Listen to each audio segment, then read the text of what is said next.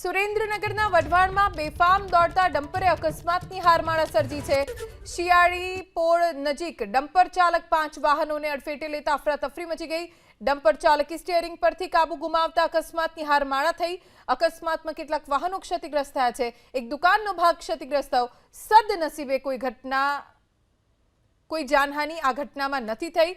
લોકોના જીવને જોખમમાં મૂકીને બેફામ દોડતા ડમ્પર ચાલકો સામે કડક કાર્યવાહી થાય તેવી માંગ સ્થાનિકોએ કરી છે।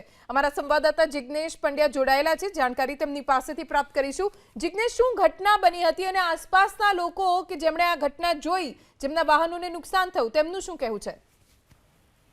સુરેન્દ્રનગરથી લીંબડી તરફ જવાનો આ રસ્તો છે અને આ રસ્તા ઉપર શિયાળીની પોળ આવેલી છે અને અહીંયા અવારનવાર ટ્રાફિક જામના દ્રશ્યો સર્જાતા હોય છે। ત્યારે લીંબડી તરફથી નદીમાંથી રેતી ભરીને આવતું ડમ્પર